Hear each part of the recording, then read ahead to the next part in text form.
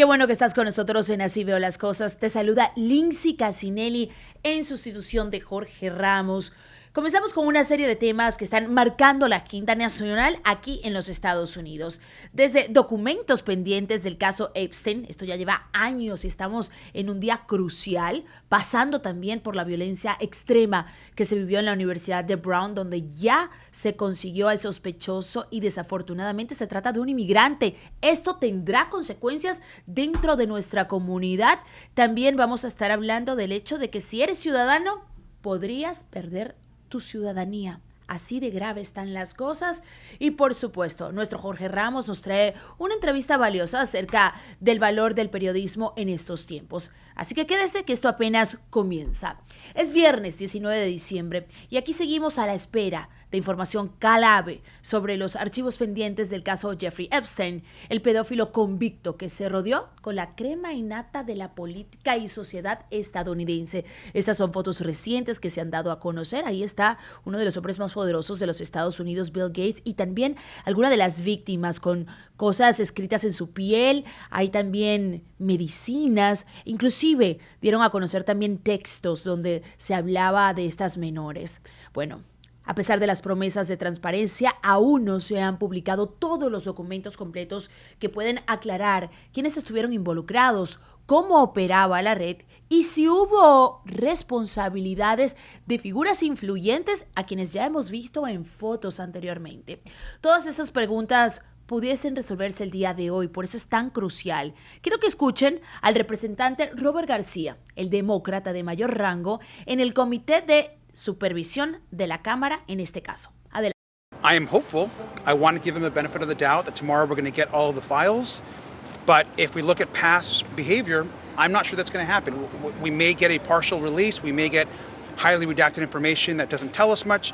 They have to release everything. We will use every tool available to us, including if we need to go to the courts and if we need to take legal action to get the files released, we're prepared to do that, but we're going to see what happens tomorrow.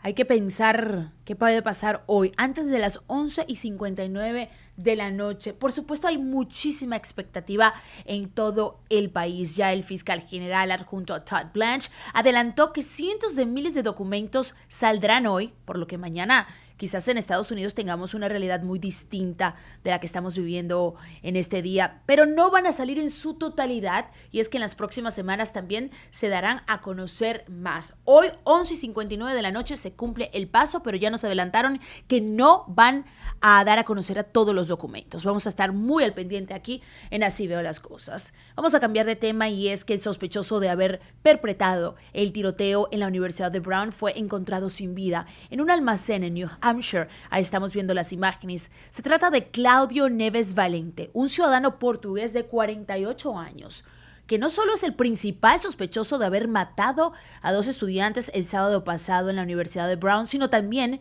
mientras huía de la policía, aparentemente asesinó a un profesor de MIT en los suburbios de Boston, con quien había estudiado hace años en su natal Portugal. Ahí vemos a la víctima. Según la policía y el FBI, todo apunta a que Neves Valente se quitó la vida. Aquí lo que dijo el fiscal general de Rhode Island, Peter Nerona. He was found dead with a satchel, with 2 firearms, and evidence in the car. That person led us to the car, which led us to the name, which led us to the photographs of that individual renting the car, which matched the clothing. Este acto de violencia ya tiene una repercusión directa en nuestra comunidad inmigrante. Les quiero mostrar lo que publicó la secretaria de Seguridad, Kristi Noem, acerca de la suspensión de loterías de Visa. Por instrucción del presidente Trump, estoy ordenando de inmediato a UCIS que pause el programa DV1 para garantizar que no más estadounidenses resulten perjudicados por este programa desastroso. ¿A qué se refiere? Bueno, la lotería de visas DB1 fue el beneficio migratorio mediante el cual este hombre obtuvo la residencia permanente en el 2017. En el 2001 él llegó a los Estados Unidos con una visa de estudiante. Ahí estuvo asistiendo a la Universidad de Brown, por eso lo conectan directamente, pero fue hasta el 2017 que logró convertirse en residente legal permanente de los Estados Unidos gracias a este beneficio. Por eso ahora está pausado, por eso ahora está suspendido. Vamos a seguir en tema de migración y esta noticia hay que digerirla. porque es complicado. A ver, ya ni los ciudadanos naturalizados en este país podemos dormir tranquilos. En un nuevo giro polémico de la política migratoria, la administración Trump impulsa una medida para retirar la ciudadanía estadounidense a personas naturalizadas. Las directrices instruyen al UCIS a enviar hasta 200 casos mensuales de desnaturalización al Departamento de Justicia. Para ponerle esto en perspectiva, desde el 2017 solamente se han enviado 200 casos de desnaturalización. Es decir, es algo muy, muy extraño. Sin embargo, ahora esta administración está pidiendo que se envíen entre 100 y 200 casos por mes, lo que quiere decir entre 1.200 y 2.400 casos por año. La ley permite revocar la ciudadanía solo en casos muy específicos, como fraude durante la naturalización. Pero expertos advierten que esta expansión sería sin precedentes. Nunca se ha visto algo así. El presidente Donald Trump defendió la medida. Vamos a escucharlo. Mr. President, you said that you might denaturalize some American citizens. Can you talk about You mean people that are in here that shouldn't be here? that became Americans? Are you Well, trying we'll to see. revoke I their mean, yeah, if we citizenship? have criminals that came into our country and they were naturalized maybe through a Biden or somebody that didn't know what they were doing. If I have the power to do it, I'm not sure that I do, but if I do, I would denaturalize absolutely. La propuesta ha generado fuerte controversia. Críticos advierten que podría afectar derechos constitucionales y abrir la puerta a abusos si no se aplican límites claros. Y aquí quiero compartirles algo que platiqué con un abogado en el día de ayer, y es que uno de los momentos donde el gobierno podría utilizar la revisión del caso es precisamente cuando ustedes soliciten el pasaporte o renueven el pasaporte americano. Esos son los momentos donde podrían revisar completamente el expediente de todo el mundo. Lo importante y donde quiero llegar es que usted no tiene que tener miedo. Inclusive si le llega una notificación, esperemos que no, pero si le llega una notificación, lo primero que tiene que hacer es buscar un abogado, porque no significa que automáticamente ellos tengan la razón. Muchas veces lo pueden enviar porque hay algún tipo de duda, porque hay algún error de typo en su aplicación, por lo que no hay que entrar en pánico. Es bien importante mantener la calma y buscar de inmediato un abogado. En otro caso relacionado al tema migratorio, hallan culpable de obstrucción criminal a la jueza Hannah Duggan. ¿Se acuerdan de ella? La jueza de Milwaukee fue declarada culpable de un delito grave por obstruir a agentes federales durante un arresto migratorio, un caso que refuerza la tensión entre autoridades locales y el gobierno federal en materia migratoria. Duggan se enfrenta a una pena de hasta 5 años de prisión cuando se le dicte sentencia, pero hasta ahora todavía no se le ha fijado la fecha. Ella trató de ayudar a un inmigrante y ahora, está sufriendo las consecuencias. En otro frente, el presidente Trump volvió a pronunciarse sobre el uso de la marihuana con fines médicos. Es muy importante recalcar, marihuana con fines médicos. Vamos a escuchar las palabras del presidente de los Estados Unidos. Facts compel the federal government to recognize that marijuana can be legitimate in terms of medical applications when carefully administered. In some cases, this may include the use as a substitute for addictive and potentially lethal opioid painkillers, and they cause tremendous problems. This can do it in a much lesser way.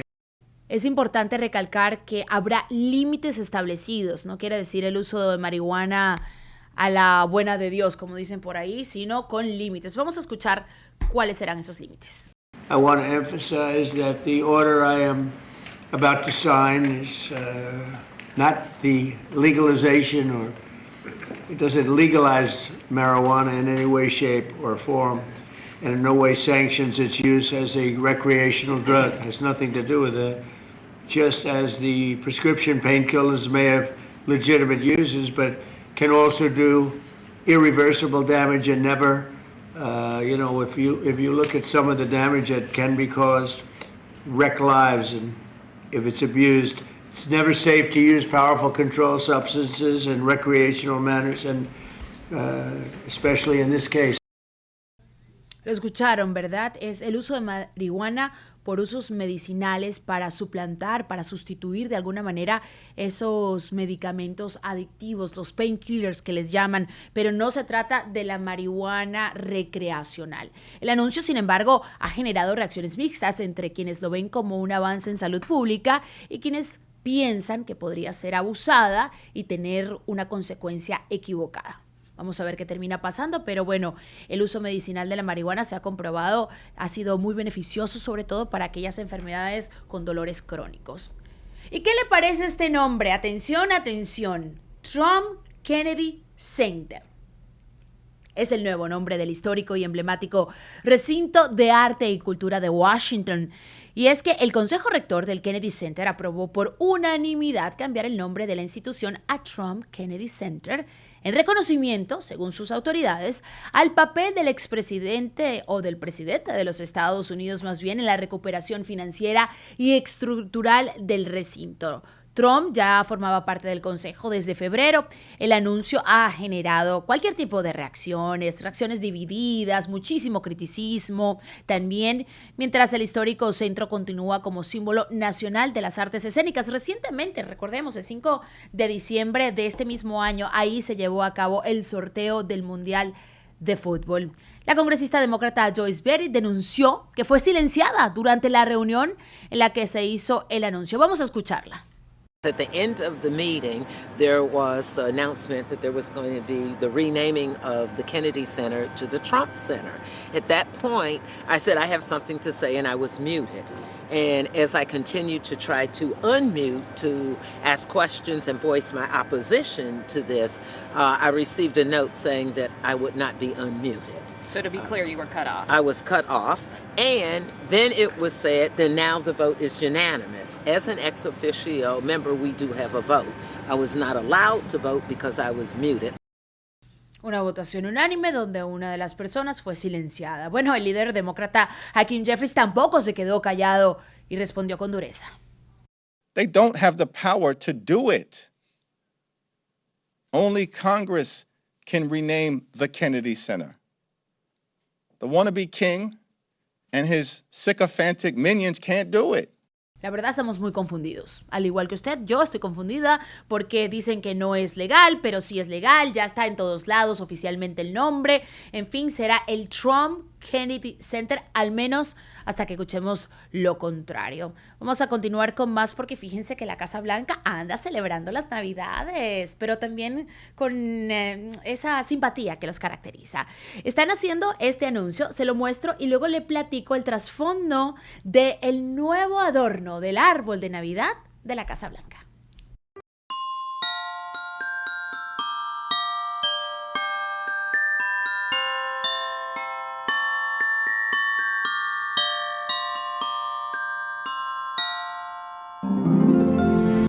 A simple vista, dije, están de alguna manera honrando al país vecino México. ¿Verdad que usted también lo pensó? Yo lo pensé. Pero cuando lee el tweet, cuando lee la publicación, se lo dedican a, ya le voy a decir, Jeffrey y también Chuck Schumer. Y usted recordará aquel video donde se burlaban precisamente de ellos con el sombrero mexicano. Así que no necesariamente fue un motivo de honra, sino más bien una forma de burla. Así son las cosas.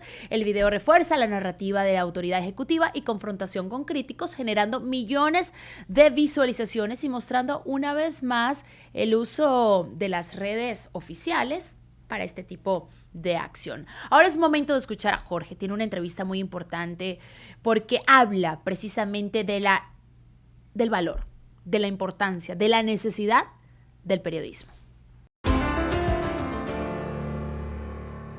Así veo las cosas. Los periodistas estamos entrenados a reportar la realidad, pero llama muchísimo la atención cuando un periodista de pronto se acerca a la ficción. Así que hoy precisamente quiero hablar sobre eso, sobre lo que pasa cuando un periodista que tiene el telediario de mayor audiencia e influencia en España de pronto regresa a la ficción. Y para eso se encuentra aquí con nosotros Vicente Vallés y el libro se llama La Casa del Ejecutor. Vicente, gracias por estar aquí. Muchas gracias a ti. Como periodista, ¿cómo mantienes la credibilidad? Contando las noticias, que es lo que tanto yo como tú también has hecho durante tantísimo tiempo, y tratando no solamente de contar el dato, sino de explicar el dato, porque creo que esa es la tarea realmente más importante que tenemos los periodistas, no solamente conseguir el dato, que por supuesto que sí, sino darle al dato la importancia real que pueda tener, explicar por qué se produce eso y explicar qué consecuencias puede tener. Yo creo que esa es la tarea fundamental que tenemos los periodistas. ¿Cuántos años llevas de presentador? De presentador, debe hacer ya como, pues yo creo que en este siglo, empecé un poquito antes de que empezara el siglo, y sí, 26, 27 años. Claro, yo durante 38 años estuve como presentador y ahora que lo dejé hace unos 9, 10 meses, quizás una de las cosas que más me cuesta es no ligar mi identidad con el trabajo que hice durante tanto tiempo. Me pregunto si tú te sientes que eres el presentador y no te puedes separar de ese rol. Sí, fíjate, intento no serlo y creo que más o menos lo consigo, porque yo siempre explico que mi profesión no es la de presentador de televisión, yo soy periodista. Esa es, digamos, la categoría. Luego está la coyuntura. Coyunturalmente presento un programa de televisión que es un programa de noticias, un noticiero. Pero si mañana dejara de presentar el informativo, el noticiero en España, volvería a ser lo que he sido mucho tiempo también, que es simplemente un reportero. Alguien que sale a buscar la noticia en la calle y se la cuenta a sus lectores o a sus oyentes en la radio o a los espectadores en televisión. De manera que yo no me considero un presentador de televisión, solo coyunturalmente lo soy, aunque es verdad que ya han pasado muchos años y es mucho tiempo, ¿no? Pero realmente mi trabajo es ser periodista. Déjame preguntarte, seremos de un club muy pequeño de presentadores en el mundo. Cuando tú lees algo en el teleprompter, aunque alguien más lo haya escrito, ¿es tuyo? Normalmente, al menos en mi caso, la mayor parte de lo que aparece en el teleprompter o lo he escrito yo o lo he corregido yo para escribirlo a la manera en la que yo hablo. Eso es lo mismo que yo hacía, claro. Es lo que intento que sea una manera muy hablada de escribir, que no parezca que está realmente escrito, ¿no? Y más allá de eso, tengo la costumbre, que a veces vuelve un poco locos a los compañeros, de improvisar mucho sobre la marcha, de manera que más allá de lo que está escrito, bueno, de repente se me ocurre una frase para añadirla o dejar de decir algo que de repente me parece que quizá no sea exacto a lo que yo pretendía decir, lo corrijo sobre la marcha para que dar imagen de naturalidad, que es lo que es parte de nuestro trabajo. Pero entonces cuando tú lo dices, Vicente, ¿es tuyo? Lo que quiero decir es que una vez que tú sientes que has dado una noticia, es tuya. Que hayas equivocado o no, o lo haya escrito o lo haya investigado Por alguien supuesto, más. Es tuya, lo estás asumiendo. Asumo la responsabilidad de lo que estamos contando, lógicamente, por ser el responsable del programa de noticias, y más allá de que haya un texto que haya escrito un compañero o una compañera de la redacción, por supuesto que yo le doy la verosimilitud que merece ese trabajo de los compañeros y asumo la responsabilidad de ello, claro. Aquí estamos en un lugar donde hay 4 cámaras. Yo a veces a las cámaras las trataba y las trato como si fueran personas, pero no sé qué truco haces tú. Si le hablas a la cámara o sabes que detrás de la cámara estás pensando que detrás de la cámara hay millones de personas. Intento no pensar en que hay tanta gente viendo la televisión. Entonces, sí, porque algunas veces lo digo, me pregunta, ¿pero no te pones nervioso cuando hablas en televisión? No siento nervios, seguramente porque no tengo a los millones de personas que están viéndonos allí mismo y no los puedo ver. Claro. Estamos viendo la cámara y seguramente eso nos ayuda a hacer las cosas con más naturalidad. Seguramente. Te quiero preguntar sobre el tema de la neutralidad. Durante mucho tiempo aquí en los Estados Unidos me tocó crecer con Peter Jennings y Tom Brokaw y Dan Rather y Diane Sawyer, que pensaban que la idea de un buen presentador, de un buen anchor, como le llaman aquí, un ancla, que es un término raro, ¿no? Sí, pero se entiende lo que quiere decir. Que la idea era ser imparcial. Pero de pronto llega Donald Trump en el 2015 y la idea de neutralidad en el periodismo empieza a cambiar. Y yo tiendo a pensar que muchas veces no debemos ser neutrales. En casos de racismo, de discriminación, de violación a los derechos humanos, de dictaduras, de destrucción del medio ambiente, siento que mi trabajo como periodista y como presentador no sería correcto si fuera neutral. Te quiero preguntar sobre la neutralidad. ¿Qué crees tú? ¿Hay que ser neutrales siempre? Sí, lo que no significa que seas neutro, que es muy diferente. Es verdad que la polarización que se ha producido en las sociedades democráticas, en Estados Unidos ocurre, pero no solo aquí, también pasa en España, en otros países de Europa también ocurre, ha hecho que la posición centrada que intentábamos tener los periodistas al contar las noticias, de repente parezca que es extremista al contrario del extremo que ocupa el poder. Me refiero que, imaginemos que este micrófono que tenemos aquí es la posición centrada que nosotros ocupábamos hace unos años. Sí. Y entonces el marco de la política se movía aproximadamente en esta posición, en la que había una posición de izquierdas centrada y una posición de derechas centrada. Pero cuando de repente este marco se mueve así hacia un extremo, parece que tú también estás en un extremo, cuando tú no te has movido del sitio en el que estabas. Y eso te hace que te quieran situar en un extremo, cuando tú en realidad no te has movido. ¿Pero qué haces tú? ¿Hay que dar los dos puntos de vista o hay veces en que te sientes obligado a criticar y tomar posición? Por supuesto que hay que criticar y tomar posición, porque hay cosas que no se pueden pasar como de una manera neutra. Tú mismo hacías una pequeña lista de las cosas que no se pueden tolerar en democracia, y las cosas que no se pueden tolerar, no se pueden tolerar. Sí, ante un dictador, por ejemplo, me ha tocado hablar con Daniel Ortega, con Nicolás Maduro, con Hugo Chávez, con Fidel Castro. No es lo mismo entrevistar a un dictador que una víctima de su dictadura. Por supuesto. No, es que es imposible no tomar postura, porque en realidad lo que tú estás defendiendo es la democracia, que es la base del sistema que hemos querido darnos en los países democráticos. Y cuando tú eres un demócrata, no puedes considerar con neutralidad la posición de un dictador, sea del extremo que sea. El hecho de que en algunos lugares pretendan odiar a los inmigrantes, eso no se puede tratar con neutralidad, porque estamos hablando de derechos humanos. Entonces, este tipo de cosas no entran dentro de esa lucha normal en la política de los países democráticos de dos posturas enfrentadas que confrontan sus posiciones, que eso es normal, y ahí sí que lógicamente hay que tener una posición que permita a los espectadores, en el caso de la televisión, de la radio, los oyentes o los lectores de los periódicos, tener las diferentes visiones que se proponen en democracia. Ahora, en un telediario, ¿tú puedes o das opinión? Lo que hago, y siempre lo he intentado, es analizar las noticias. El problema... Bueno, quito la palabra problema. La circunstancia que se produce cuando analizas las noticias es que el análisis inevitablemente es particular, es el que haces tú. Otro periodista puede hacer otro análisis diferente. Pero si haces análisis durante el telediario. Sí, por supuesto que sí, analizamos las noticias. Y yo creo que ese es el elemento diferencial que intentamos aportar los periodistas, precisamente.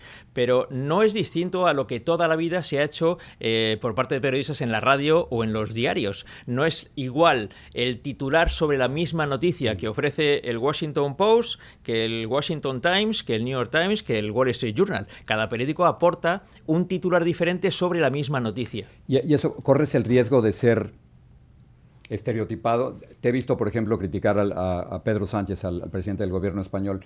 ¿Eso implica para algunos que tú estás tomando partido? Y cuando critico al líder de la oposición, ¿estoy tomando partido? Claro. Entonces, dependiendo de qué es lo que pasa cada día. Para empezar, creo que lo más importante que tenemos que saber al momento de analizar esa situación es que la primera obligación que tenemos los medios, los periodistas, es observar a quien ocupa el poder, que es quien tiene el poder. Quien está en la oposición tiene una responsabilidad, pero nunca es la misma responsabilidad que quien está en el poder. Claro. Entonces, eso inevitablemente hace que se focalice más la información sobre quienes están en el poder, porque además generan muchas más noticias que quienes no están en el poder. Coincido contigo en que como periodistas hay que ser contrapoder, no importa quién se encuentre en el poder. ¿Cómo haces tus entrevistas? Creo que tenemos los periodistas dos responsabilidades. Una, reportar la realidad tal y como es, no como quisiéramos que fuera, así que si son 17 muertos decimos 17 y ya. Pero creo que la otra es cuestionar a los que tienen el poder. El problema que yo veo con muchas entrevistas es que hay veces que llega el reportero y no cuestiona al que tiene el poder, porque quiere acceso. ¿Cómo manejas tú tus entrevistas? Claro, aquí hay dos tipos de circunstancias, que es la circunstancia que afecta a quien dirige, por ejemplo, un programa de noticias, y la circunstancia que afecta al reportero que está en el lugar de los hechos. Yo he estado en las dos posiciones. Durante muchos años fui reportero. Y cuando era reportero sí necesitaba tener un acceso permanente a los protagonistas de las noticias. Para eso tienes que tener un determinado tipo de actitud personal con ellos, lógicamente. Claro, no en todas las entrevistas hay que ir a la yugular. Exactamente. ¿No? Pero otra cosa diferente es quien dirige las noticias, que tiene que mantener una cierta distancia con los protagonistas de las noticias precisamente para poder tratarlos a todos por igual en función de lo que cada uno haga. Entonces, yo cuando era reportero mantenía una actitud de mayor cercanía y desde que hago las noticias y las dirijo y las presento, mantengo una actitud de la mayor lejanía posible para no sentirme afectado en lo personal por el trato que puedas tener con esas personas. Déjame preguntarte, tú has estado en el grupo Prisa, en Radio Televisión Española, en Mediaset, el grupo Planeta, ahora por supuesto en Antena 3. Estamos, y aquí el contexto es este, aquí en los Estados Unidos cada vez hay más personas que reciben las noticias a través de medios no tradicionales, que no son ni la televisión, ni la radio, ni la prensa escrita. ¿Qué está pasando en España? ¿Estamos viendo el fin de la televisión? Está ocurriendo lo mismo también. Sobre todo la gente joven tiende a decir que recibe las noticias a través, por ejemplo, de las redes sociales. No creo que sea la mejor manera de informarse las redes sociales. No digo, por la desinformación, ¿no? Es que allí se mezcla de todo. En las redes sociales tienes buen periodismo ejercido por periodistas profesionales. Esa es la ventaja que claro. tenemos. Luego está lo que publica cada cual. Entonces no se puede equiparar la información que te ofrece un periodista a través de una red social que la que te ofrece cualquier otro usuario que no sabes de dónde viene, ni qué es lo que cuenta, ni por qué lo cuenta. La UNESCO decía hace poco que el 60% de los influencers no checan la información, no hacen fact-checking. Claro, claro. Entonces, si la gente que dice informarse a través de las redes sociales lo hace a través de periodistas que conoce, que son consolidados, que son periodistas que hacen su trabajo desde hace mucho tiempo, que tienen la experiencia suficiente, no hay ningún problema con eso. El problema es cuando tú mezclas periodistas con quienes no lo son, periodistas que solo tienen la intención de informar y otros que no sabes muy bien qué intención tienen, cuando propagan determinado tipo de cosas, en muchos casos falsas. ¿Tú podrías sobrevivir en la televisión en España sin las redes sociales? Estaba viendo, en Instagram tienes 67,000 seguidores, pero solo sigues a 4. Sin embargo, en X o en Twitter las cosas cambian. Tienes 350,000 seguidores y sigues a 98. ¿Necesitas vivir en esos dos lados para tener presencia, para tener impacto? No, de hecho, soy poco usuario de las redes sociales. Sí, ya te veo, 4 seguidores en Instagram. Sí, estoy en ello, pero no tengo una participación activa en las redes sociales. Sí, hace ya bastante tiempo que no. Y no he sentido la necesidad de hacerlo, ni he pensado que si no estoy ahí muy activamente dejo de estar en el mundo de las noticias o en el mundo en general. No, o sea, no ¿tus niveles de audiencia se mantienen altos a pesar de que no estás en redes? Sin ninguna duda. No, eso no ha afectado, ni para bien ni para mal. Pero ¿no será que el futuro está en otro lado? Es posible, pero... ¿Pero no todavía? El futuro no sabemos cuándo va a empezar. Yo creo que el futuro va a depender más de la inteligencia artificial que de las redes sociales, la verdad. Y no sabemos muy bien hacia dónde va. No sé. ¿Tu competencia es Pepa Bueno ahora en España? Sí, hace un gran trabajo. Nos conocemos hace tiempo, sí, claro. porque hemos trabajado juntos. La conozco incluso. Y la respeto muchísimo. Sí, yo trabajé con ella en Televisión Española hace ya muchos años y no, hace un trabajo excelente y lógicamente va a ser una competencia muy difícil, sí. Te voy a hacer la pregunta incómoda de que hables de los Estados Unidos cuando tú vienes de España. Escribiste en el 2017 el libro Trump y la caída del Imperio Clinton. Uh-huh. Y en algunas de tus entrevistas has dicho que has detectado en algunos líderes a nivel mundial, incluyendo en España, ciertos rasgos trumpistas. Sí. ¿Qué es lo que detectas? Extremismo en las formas, no solamente en el fondo, que también, en el fondo de las políticas, sino extremismo en las formas, en la utilización desmedida de determinado tipo de maneras de dirigirse a la gente, el uso de las redes sociales permanente para hacer para saltar por encima de los medios de comunicación tradicionales. Esas son técnicas trumpistas que han sido muy útiles para Donald Trump y muy exitosas, ciertamente.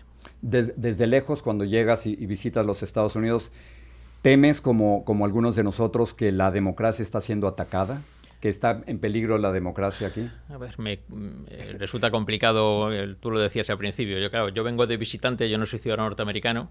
Pero como observador escribiste un libro sobre eso. Sí, escribí un libro, es verdad que lo escribí para la audiencia española, para intentar explicarles qué había pasado, porque ciertamente la victoria de Donald Trump en 2016 fue muy sorprendente para todo el mundo, creo que para el propio presidente Trump también lo fue, y pretendía explicar qué había pasado en Estados Unidos para que se diera un presidente como este, ¿no? Seguimos sin entenderlo a veces. Aquí, Sí, bueno, pero fíjate, ha conseguido una victoria muy importante. Veremos qué pasa en las próximas elecciones. Ha habido ya algunos cambios con las elecciones de hace poquito tiempo en Nueva York, en Virginia. Es como un movimiento de resistencia que está surgiendo. Claro, la política tiene una circunstancia que se suele repetir permanentemente, que es los golpes pendulares. De repente se mueve todo hacia un extremo que tiene éxito durante un tiempo, pero de repente el hecho de que se extreme en una dirección provoca que también se extreme en la contraria y se puede producir un movimiento pendular. Esto ocurrió con la victoria de Joe Biden en el año 2020 y ha ocurrido al revés con la victoria de Donald Trump ahora en 2024. Veremos qué pasa en las elecciones de mitad de mandato el año que viene, que van a ser importantes. Pero hablabas tú del riesgo para la democracia. Yo creo que determinado tipo de actitudes están siendo peligrosas para la democracia no solo en Estados Unidos, en todos los países donde todavía hay democracia liberal. Veo un extremismo hacia posiciones en las que cada vez hay un porcentaje mayor de las poblaciones de países democráticos que empiezan a ver con buenos ojos las políticas autocráticas. Y eso es extremadamente peligroso. La democracia es un régimen que, como decía Churchill, es el menos malo de todos los existentes, y eso es maravilloso, porque nunca va a haber un régimen que sea perfecto, pero siendo el menos malo de todos los demás, es fantástico mantenerlo, y veo muchos riesgos porque es débil. Si no lo protegemos, vamos a tener muchos problemas. Me da tanta pena haber hablado de tantas otras cosas cuando vienes a promover un libro. Así que quiero preguntarte de la casa del ejecutor. La trama, para no contarla e ir más allá y que la gente que supongo que compre el libro, que es lo que importa, ¿no? Es la desaparición de un jefe de inteligencia ruso. Lo encuentran muerto en las Islas Maldivas junto con dos miembros de su familia, y de pronto Teresa y Pablo necesitan investigar qué es exactamente lo que ha ocurrido en términos muy generales. Esto viene después de Operación Kazán y de tu libro El rastro de los rusos muertos. ¿Por qué Rusia? ¿Por qué esa obsesión con los rusos? Sí, fíjate que yo derivé a investigar mucho a Rusia viniendo del libro sobre Donald Trump, por la injerencia rusa en las elecciones del año 2016, que fue investigada por el Congreso de Estados Unidos, por varios medios de comunicación muy importantes, el Washington Post, el New York Times, y yo, estuve muy interesado en esa parte, no porque considerara que la victoria de Donald Trump se había producido exclusivamente por la injerencia rusa, porque creo que no fue así. Sí, Donald Trump ganó por otros motivos. Claro, pero lo ha rechazado constantemente. Claro, pero también hubo una parte de injerencia rusa, digamos un porcentaje de esa victoria. Y entonces estuve muy pendiente de esas investigaciones que después de las elecciones del año 2016 se hicieron aquí en Estados Unidos sobre eso, y empecé a investigar por mi propia cuenta. Y entonces, descubrí muchas cosas que eran muy interesantes y que no había visto que se contaban por separado, y las quise poner todas juntas para ver el bosque completo de esta situación. Y a partir de ahí es por lo que surgieron luego las dos novelas. Mientras tú y yo estamos hablando, hace días que no aparece Sergei Lavrov, el ministro de Relaciones Exteriores de Rusia, y me pregunto qué tanto de tu mundo de noticias lo metes en la ficción. Mucho. De hecho, La caza del ejecutor, igual que la novela anterior, Operación Kazán, son, por decirlo de alguna manera, la realidad novelada. Intento contar en un formato de ficción las cosas que nos ocurren en el mundo, que están a nuestro alrededor. En el caso de Operación Kazán era una historia incluso más larga porque se desarrolla a lo largo de un siglo, pero en el caso de La caza del ejecutor todo es muy reciente. La trama de la novela, ese episodio del que hablas tú en las Islas Maldivas, se produce unas semanas antes de las elecciones americanas, de presidenciales, justo en octubre del año pasado. Y a partir de ahí hay varios acontecimientos reales en los cuales yo incrusto la ficción, pero intento explicar a la gente cómo funciona el mundo en este momento desde mi punto de vista, lógicamente. Pero, por ejemplo, me ha sorprendido en la página 553 cómo metiste la reunión de Putin y Trump en Alaska. Esto acaba de ocurrir. Sí. Esto es una pesadilla para los editores. El libro estaba terminado. Sí. Y yo no recuerdo exactamente la fecha no sé si era el 15 de agosto o el 16 de agosto que era la reunión esta entre Trump y Putin en Alaska. El libro estaba terminado y revisado para enviarlo ya a la editorial. De hecho, ya había enviado una parte y apareció la noticia. La semana que viene se reúnen en Alaska, y pedí por favor a la editorial que parara. Digo, porque esta reunión... Horror para los editores. Pero esta reunión me viene perfecta para la parte final de la novela, y efectivamente la recreé, esa reunión, hice una recreación de esa reunión para ponerla en el final de la novela. Me pareció eso increíble. Déjame preguntarte, ¿qué tanto hay de estos agentes investigadores de Teresa y de Pablo? ¿Qué tanto hay de tu personalidad? ¿Cómo lo divides? ¿Qué eres tú y qué no eres ahí? No te creas que tanto. Quizá alguna parte de Pablo sí, por ser hincha del Atlético de Madrid, que es lo que yo soy, y lo he hecho a él también hincha de... Acabas de perder millones de seguidores. Nunca he tenido ese problema. Los atléticos sabemos lo duro que es ser del Atleti, pero sí, Pablo es... Pero yo creo que prácticamente esa es la única parte de mi personalidad. Pero sí es verdad que tanto Pablo como Teresa, como algún otro personaje de la novela, los que son puramente de ficción, que no son recreación de personajes reales, los que son puramente de ficción, todos tienen parte de personas que conozco, de personas de mi alrededor. Determinadas formas de ser, costumbres, tradiciones de la familia, algunas de esas cosas sí están en la novela. Termino con esto. García Márquez decía que todo lo que él escribía, incluso en ficción, existía en la realidad, y cuando uno va a Colombia se da cuenta de eso, ¿no? Vargas Llosa hablaba de la verdad de las mentiras. ¿Por qué cuando has tenido una vida tan rica en eventos internacionales, en noticias, por qué esconderse en la ficción? ¿O por qué haces ficción? ¿Y en qué momento haces esto? Simplemente lo disfruto. Me lo paso bien escribiendo y además aprendo mucho. Normalmente cuando alguien decide que se va a poner a escribir, sea una novela o sea una obra de no ficción, de largo recorrido, como es una novela en este caso de 500 páginas o un ensayo, lo haces sobre algo que crees conocer bastante. Claro. Pero una vez que empiezas, descubres la cantidad de cosas que no sabes sobre eso. Yeah. Y entonces empiezas a aprender mucho más, porque ya toda la tarea de documentación que realizas es muy grande. Más allá de eso, yo he tenido la costumbre, tanto en La caza del ejecutor como en Operación Kazán, de intentar que toda esa ficción se desarrolle en lugares en los que yo he estado. Claro. Alejándome mucho, ya me gustaría, de García Márquez o de cualquier otro escritor de ese nivel, ¿no? Pero sí porque eso permite describir las cosas de una manera más viva, porque has estado allí. Entonces, la práctica totalidad de los escenarios, que son muchos, en los que se desarrolla esta novela, son lugares en los que yo he estado físicamente y los puedo describir a través de mis propios ojos, porque estuve allí. Finalmente, para redondear la conversación, ¿62 años tienes? Sí. ¿Se piensa en el retiro o no? Sí. Sí, yo creo que desde que doblé la esquina de los 60, sí.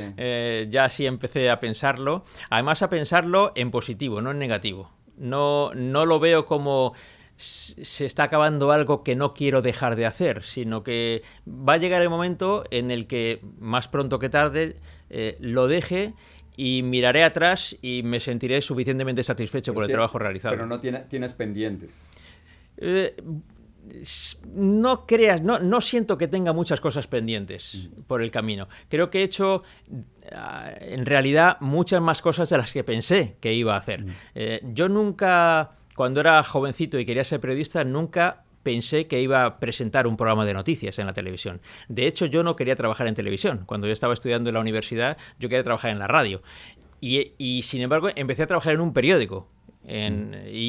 Empecé a trabajar en un periódico y me encantó. ¿El Confidencial? No, mucho antes, ni siquiera existían. Ha pasado mucho tiempo de aquello. Ahora sí, escribo de vez en cuando en prensa y lo disfruto mucho. Y cuando empecé a trabajar en un medio escrito, me pareció que eso es la madre de todos nosotros, ¿no? Claro. de los periodistas.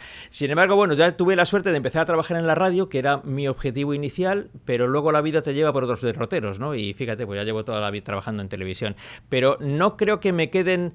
No tengo la ambición de tengo que hacer muchas más cosas de las que he hecho, sino la ambición de que cada día hagamos un buen programa de noticias y que cuando terminemos por la noche y digamos hasta mañana, digamos, hemos hecho un trabajo bastante bueno hoy, ¿no? Y yo creo que ese es el objetivo que realmente tengo en este momento y no el de hacer muchas más cosas, la verdad. Yo creo que el periodismo nos ha dado unas vidas intensísimas, ¿no? Maravillosas, ¿no? Sí, sí. No podía pensar en nada mejor. No, yo cuando era muy jovencito quería ser periodista porque quería estar donde pasaban las cosas. Claro, yo también. Claro. Y he tenido la suerte de poder hacerlo y de poder estar en muchos sitios en los que pasaban cosas. He tenido la suerte, por ejemplo, pues, de cubrir aquí en Estados Unidos un montón de elecciones presidenciales, de entrevistar a gente muy importante, de vivir acontecimientos muy tristes también. Al final muchas veces te preguntan, ¿y qué es lo que más te ha llamado la atención de tu trabajo? Lo peor de todo ha sido contar aquellas noticias que implicaban el sufrimiento de personas. Claro. Atentados terroristas, guerras, ese tipo de cosas, ¿no? Accidentes, desastres naturales.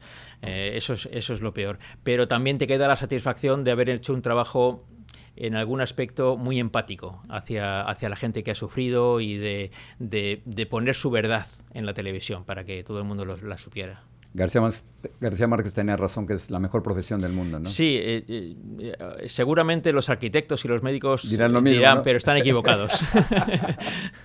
Vicente, gracias por estar aquí. Gracias a ti, muchas gracias. Muchas felicidades por el libro. Gracias. Muchísimas gracias, Jorge, por esa entrevista. Ahora momento de platicar con ustedes directamente y sus comentarios. Muchísimas gracias, Imelda López. Buenas tardes. Saludos para ti, amiguita. Se refiere a mí. Te admiro mucho. Eres muy buena en tus noticias, ¿sabes? Tienes un nombre muy bonito, pero no sé escribir tu nombre. Me disculpo. Les deseo a tu familia, a la familia de Jorge, una feliz Navidad. Fíjate que yo no sabía que mi nombre era estadounidense. Mi nombre es de acá. Pero cuando yo vivía en Venezuela, todo el mundo me llamaba Lindsay, y mis amiguitos me hacían bullying y pensaban que mi nombre era chino. Entonces, cuando yo llegué a mi casa, le dije, mamá, ¿por qué me pusiste un nombre chino? Y me dice, no, tú tienes un nombre que nació en Estados Unidos. Y se escribe Lindsay, y fue en base a la mujer biónica, Lindsay Warner. Entonces, ahí te eché un cuento personal. Pero fíjate que a mí no me gustaba mi nombre. Para nada me gustaba mi nombre. Ahora me encanta mi nombre. Y más cuando me lo dicen los americanos, porque yo lo digo Lindsay, pero realmente se dice Lindsay. Ahí está. Se ríen por aquí. Lourdes Acevedra 7586 dice, me alegro conocer a Adelita Grijalva y saber que está luchando por el bien y por quien más necesita. Por supuesto que sí, me encantó esa entrevista tan de corazón abierto, ¿no? Que tuvo con Jorge explicándole que pues no es fácil comenzar una chamba y mucho menos cuando tienes tanta responsabilidad en su primer mes ya en el Congreso de los Estados Unidos. José Rodríguez dice, qué gusto mirarla otra vez. Gracias, José. Al igual que Jorge, siempre explican las noticias como son, que siga creciendo el canal. Gracias, porque precisamente por gente como tú, nosotros estamos aquí, porque gracias a que comparten, a que comentan, a que le dan like, esto le aparece a más personas. Les explico rápidamente, si me lo permiten, cómo funcionan las redes sociales, sobre todo en YouTube. Mientras más compartas, mientras más comentes y mientras más interactuemos, pues este video se le muestra a más personas y podemos hacer una comunidad más grande. Así que tú eres parte de Así Veo las Cosas y te lo agradecemos. Muchas gracias por haber estado con nosotros de corazón. Que pasen un lindo fin de semana. Vamos a tener el ojo puesto, por supuesto, en lo que va a salir esta noche. Que la pasen bien.